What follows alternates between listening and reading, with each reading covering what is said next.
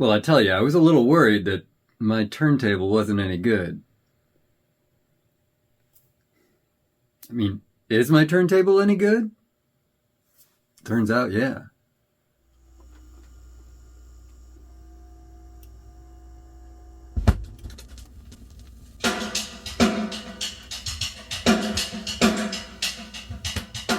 Welcome to Lancaster Hi-Fi. I'm Stephen Lancaster.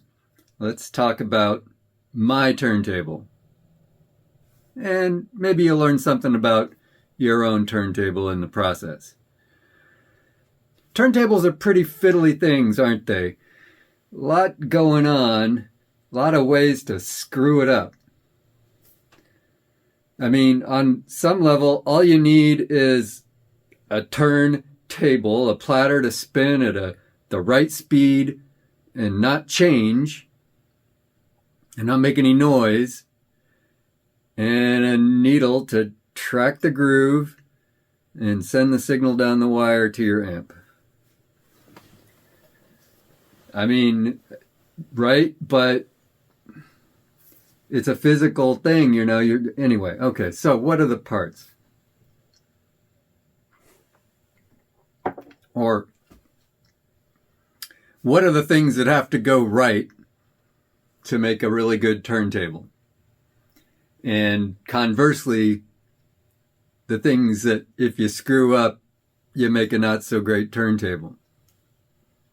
I mean, let me see if I can just list them and then we'll get into it, okay? Because I don't want to forget anything here. Let's start with the body, the plinth, and the suspension or lack thereof. So we're starting with essentially the feet, okay? So like my turntable, Pioneer PL630, is a suspension table, right? There are springs attached to the feet. The platter and tone arm assembly sit on a big steel plate that hangs from springs that are attached to the plinth and the feet. Let's start there with like the frame, the suspension, all that crap, okay? Then you got a motor. It might be a direct drive motor, might be an idler drive motor, so it turns a wheel that rubs against the turntable, or a belt drive, which is probably the most common these days, which turns a belt that turns the platter, okay? And you've got your spindle bearing, your main bearing, because, you know, you're turning your platter, but it's got a coast as well.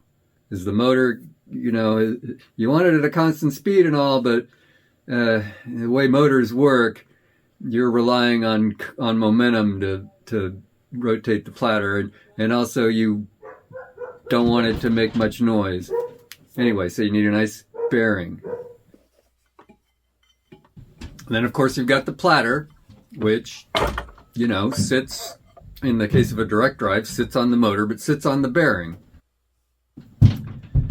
Jesus, H. Oh, fuck it. I could go with the lapel mic, but the lapel mic just kind of sucks. I really don't like the sound of it very much. It sounds muted because it like cuts out background noise, and so it also cuts out a little bit of your own voice too. It's kind of a pain. So I just sit close to the camera, which is my phone, which has actually really good mics on it. As long as I sit close enough, it's good. Sounds better than the friggin' lapel mic. All right, where was I?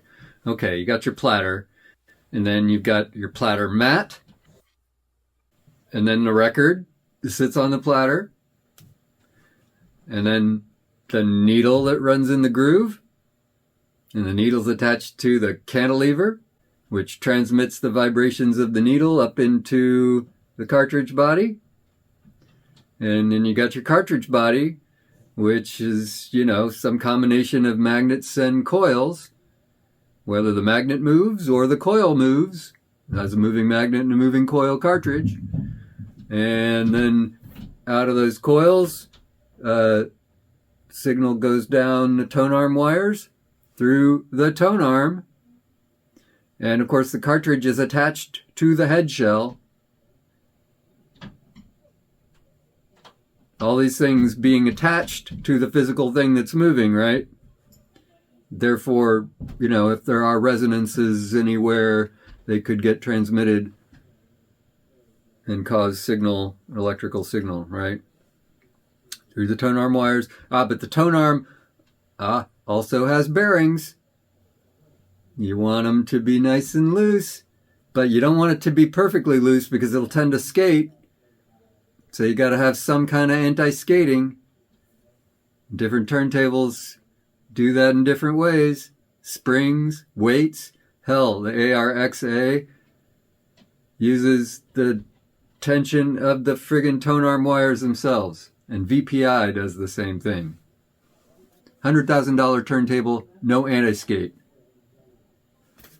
So we got tone arm, head shell tone arm, bearings for the tone arm, anti-skate, and the tone arm wires go down and they somehow hook onto the cables that go out the back to the phono preamp. New turntables tend to have the phono preamp on board.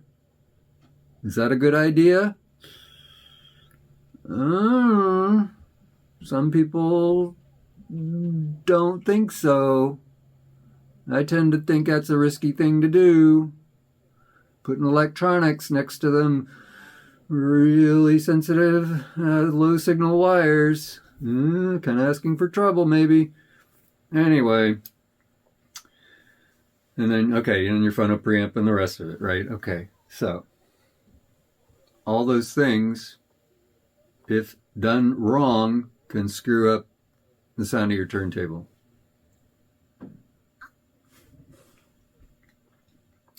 So, what about mine?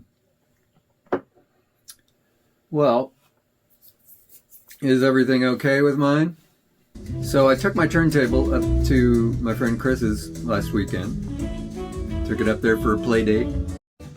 Put it up next to his Technics SL1210G. Pretty fancy 1200 varietal. Like a composite plinth.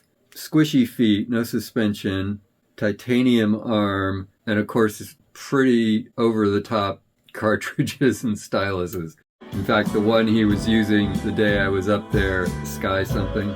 It's not the Skywalker cartridge, for sure not that. This is a diamond stylus, a new diamond stylus in a diamond cantilever. And then he's got this alumina, basically ceramic, like China head shell. Okay, so that's what mine's up against. Mine did all right. Considering what it was up against, mine did pretty well. With its AFITA cartridge and its, nearly 50-year-old turntable guts and everything. And bearings. Speeds just dead on. Pretty low wow and flutter, 0.08%. It's not as good. It's not sounding as good. But, it's just not going to be able to compete with that frickin' Skywalker cartridge and the titanium tone arm and whatnot, right? Plus, with the 50-year-old bearings and all that. For all that, it did really well. Chris was pretty awesome about figuring out the anti-skate. Turns out, the anti-skate maybe getting a little flabby after all these years.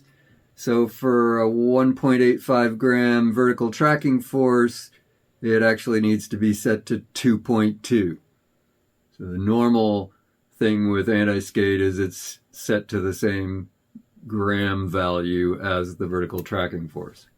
But, that's peachy, right? Because, 2.2 isn't so much greater than the 1.85 that, if I put on a cartridge that needed 2.5 grams tracking force, I'd probably still be good. Have enough leeway there. He had previously given me the Riga AFITA cartridge, which was a friggin' awesome thing, but it was on this sort of generic head shell. Could you put it on my stock head shell, magnesium head shell that came with the turntable? That didn't come with my turntable. I had to buy it after the fact. I had only bought that head shell a few years ago, spent like, the better part of $100 just for the friggin' head shell. Because I wanted my turntable to be stock original, Yeah, I've got the magnesium head shell, your basic stock Pioneer tone arm.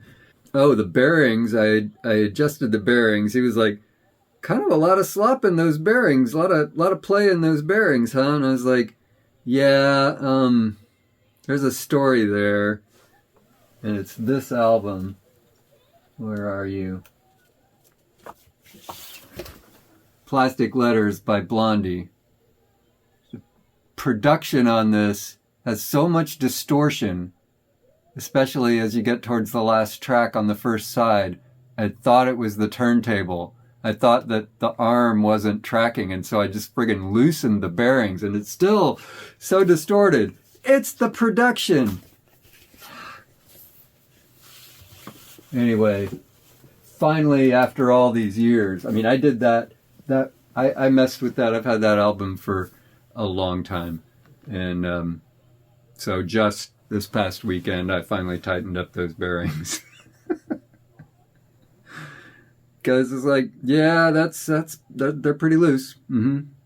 But the bearings are fine. The tone arm pivot's just fine. The motor's not making too much noise. It's making a little bit of noise, but not any more than you'd expect. The bearings don't seem to be contributing really any significant noise. And the, anti-skate and all that's working well. So my motor, direct drive motor, it's peachy. I measured it on the scope, and I'll show you a trace. Measured at the 45 RPM setting. It's producing 1,000 pulses per rotation. The wow and flutter is pretty good. It's not perfect. It's not actually in spec, but it's not anything you'd notice. It's below 0.1%. The cartridge is awesome. The Riga Affida. It's not the Skywalker diamond thing. Diamond cantilever, but it's a very nice cartridge, moving coil. So what are the weak links in my turntable? Or what can be improved? Because, I could say, oh, the motor's not great, I'm going to replace the motor. No. Replacing bearings is pretty difficult too. I could work on that if that were a problem. And of course, I already did replace the cartridge, or Chris replaced it for me. So that was a huge, huge thing. And so now we're talking tweaks. Well, he gave me one of these record clamp things that I've been using. It seems to be a good thing. But we tried a tweak at his house that I can't unhear. And I've talked about, I don't mind, hearing a better system or even in a better turntable doesn't bother me, right? Because I'm doing my thing. But at his place, we did a very simple tweak to my turntable that made it sound significantly better. It's a simple tweak, but it's not a cheap tweak.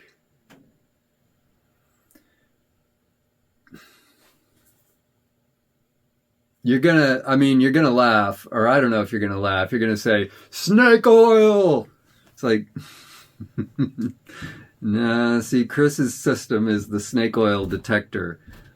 It's the tweak effectiveness detector, because this system is friggin' primo, right? If something's going to make a difference, you're going to hear it or you're not going to hear it. We go from my turntable to his techniques, and his sounds better. Mine's in the same league, but his sounds better. It's obvious. And then we switch mine out. He takes it into his office so he can, hook it up to his software in there, and puts his Avid Acutus back in its spot. And we listen to that, and it's just like, oh yeah, a whole other level from either my turntable or the Technics, but it especially blows mine out of the water. And that doesn't bother me. That's a friggin' $25,000 turntable. Turntable tone arm plus cartridge. So by the time you got like a $5,000 cartridge on there, that's a $30,000 unit. Okay, that it doesn't bother me at all that sounds a lot better than my turntable. So what was the magic tweak? It was a platter mat. Was it, what kind of platter mat? What kind of platter mat sounds good? Was it cork? Was it felt? Was it rubber? Well, the stock is rubber. It's like a 0.5 centimeter thick rubber. It's pretty heavy rubber. Dampens the ringing that the platter might otherwise do. Does absorb vibrations, right? So what is the other source of vibrations other than the motor and the turning of the platter? It's the physical vibration. I mean, okay, turn off all the electronics, spin the platter with the needle on the record, and you can hear it. And the old-fashioned ones, right, the horns, that's what you were listening to. But nowadays, you don't want to hear that. You want to hear the electrical signal that the motion produces. And so all that actual sound vibration that's going on with the stylus, that's something you don't want to get reverberating and transmitted and echoing around in there. That's why, for example, people say that you should listen to your records with the dust cover up or off. And I don't always do that, but that's why. I mean, that's the reason why they say you should remove the dust cover so you don't have an echo chamber.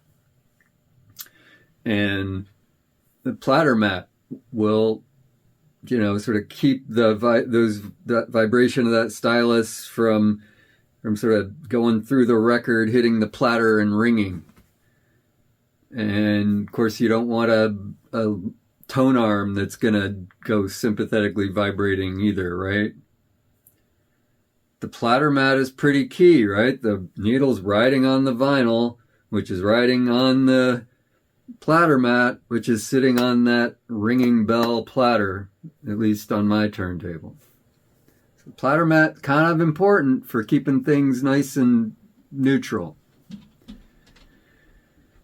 No, it wasn't some simple thing like a cork mat or a felt mat that made a big difference. We tried a cork mat and I was like, take that or leave it.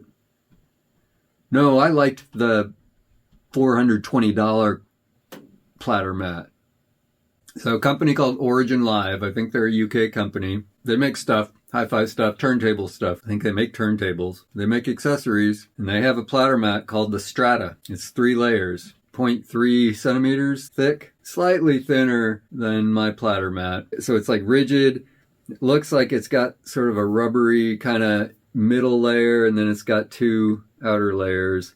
I don't think they're the same stuff. Was not expecting it, but this was like kind of the thing that Chris had been eager to show me.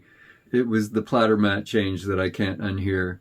It was a significant improvement. The sound was just better. I don't know. It's hard to put. It was more vibrant and airy, and the upper mids were blah, blah, blah, whatever. It sounded better. It just sounded better. Add more air to it. I don't know. Something like that. So now I got to save up my nickels and dimes and get myself a friggin' 325 pounds sterling for this puppy. I mean, I'm not rushing out right now and taking out a loan, putting it on my credit card or anything like that, right? It's like when I get the money available to buy that thing, I will probably end up doing that because, that's a way to, I can make that turntable, the turntable I bought with my dad back in the 80s, and we got a deal on it used, It was like 5 years old when we bought it, but it had been Pioneer's top of the line. And in the mid 80s, they didn't make them like that anymore. So I can take that sweet old classic vintage turntable and make it sound significantly better by dropping over $400 into it. But just a platter mat. Wow. I mean, I could buy a pretty good vintage turntable for $400 something, but I couldn't buy another PL630 in as good condition as mine for $400. No, it would cost me well over $1,000 to get a PL630 as good as mine. And to get a new turntable as good as mine, that would cost a lot. I'm trying to remember. I don't remember if Chris told me what that Techniques cost. You know, they're not cheap. I want to say it's like a $5,000 turntable. So $400 is kind of a bargain. They've got two other ones for lower cost, but I didn't try the other two. I don't know for sure that the other two would have the similar kind of benefit. I mean, it'd probably help, but I know for sure that $400 one make it sound quite a bit better. My other thing that I will do most likely before that is to replace the cables and RCA plugs. But you know, everything else pretty much checks out. The suspension's good, the motor's good, the platter's good. The platter mat is, could be better. The platter bearing is good. The needle's good. The cantilever's good. The head shell is now the original stock magnesium head shell. The tone arm, the bearings, the anti-skates in working condition. Oh, there is one other thing though, that in my system, with a couple of different phono preamps that I've tried, moving coil phono preamps, I get a bit of a hum at high volume. When I turn it up loud enough, I can hear a hum over the speakers, and it goes away if I turn off the power on my turntable. So it's clearly, a case where the tone arm wires, something in there, are like they're picking up some kind of electromagnetic interference from something electrical. Maybe it's the transformer. Seems reasonable. Could be that. But then at some point it occurred to me, and at Chris's, I listened for the hum and I didn't hear it. Yeah, his phono preamp didn't pick up that hum, or it filtered it out, rejected that hum somehow. He's got a really nice phono preamp. It's a Mola Mola. If you haven't heard of Mola Mola, they make some really nice gear, and that phono preamp, it's pretty nice. No, absolutely silent. No hint of a hum. It's like, okay, well, yeah, but I'm not going to spend the kind of money that the Mola Mola would cost anytime soon. So do I try to do some kind of shielding of the tone arm wires in there? Do I try to rewire the tone arm? But now I know that a high-end phono preamp will not pick up that hum. Yeah, boy, that's a rough one. So I'm not going to sweat it too much. Maybe there's something maybe I can try to rig some kind of shielding between the tone arm wires and the transformer and the turntable, see if that does anything. But I'm not going to go nuts over it, because I know that a better phono preamp would be a fix. But if I could do something cheap and easy, hey, I'll do it. So, yeah, it turns out my turntable's pretty good. And there's some stuff I can do to make it better. What's that got to do with your turntable? Well, I'm sure there's stuff with your turntable if you follow that whole chain from, the frame and the suspension through the motor, the platter, the so on, all the way to the RCA cables. There's something that along that path, likely, that unless you have the Avid Acutus or better, you could make a change and it would sound better. Now, is it worth it? I mean, I think for me, I need to sell some amps. That's what I need to do. I need to get a few $1,000s in my hi-fi account, and then that $420 for that new mat won't hurt. Right now, I don't have that in my hi-fi account. So, hey, want to buy an amp? All right. I think I will just stop there. I know I kind of rushed through all the things that have to do with turntable sound, but I think you get the idea. It's a fiddly device. There's a lot going on. But, the counter side of that is that, you tweak a thing or another thing, and it can have a pretty significant effect on the sound. Now, some people would say that's a problem with the medium. And, Chris and I had this discussion while I was up there. I said, so Chris, this whole vinyl thing, are we crazy? He's like, well, I do ask myself that sometimes, but no, I don't think so. It's like, yeah, just checking. I mean, that's about where I am too. And it's like, I question it sometimes. Am I crazy to pursue this vinyl thing? But I just really like the medium. And I like the way vinyl sounds. I mean, are there problems with it? Yeah. If you haven't seen Ben Jordan's recent video on vinyl, I don't know. Maybe you shouldn't. But maybe you should. Don't go huffing your vinyl. So I'll leave it at that for now. But I'm into vinyl. I like records. I think it's a nifty medium, and I think turntables are pretty cool, as fiddly as they are. I'm kind of wrapping my head around all the things that go into making the sound as good as it can be. It's kind of fun. And that's what it was about, isn't it? This is all about fun. So turntables, records, I think they're fun. So, with that, now that we've gotten back to the fun, I'll end it there. Hey, subscribe to the channel, please. I may have hit 8,000 subscribers by the time you see this, but if I haven't, hey, push me over that little threshold. But I'm really shooting for 10. Really be cool if you could subscribe and help me get there.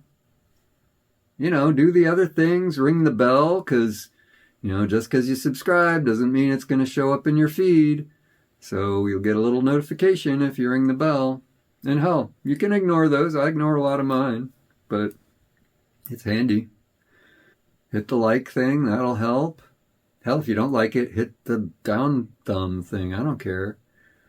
I mean, I'd rather you hit the thumbs up, but... And leave a comment. Tell me about your turntable. Share the video. That'd be cool. Hell, rewatch the video. Watch it more than once. Put it on repeat. Play it over and over again. With ads on. Some people comment on my drinking. And I just want to emphasize, okay, this is very nice single malt scotch. $75 a bottle here in the US, you friggin' Brits. I've drunk less than a finger of it. Okay, so relax.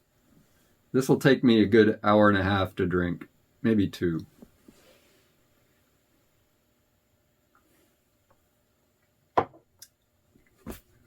And those of you who like to see me relax with a nice glass of scotch, cheers.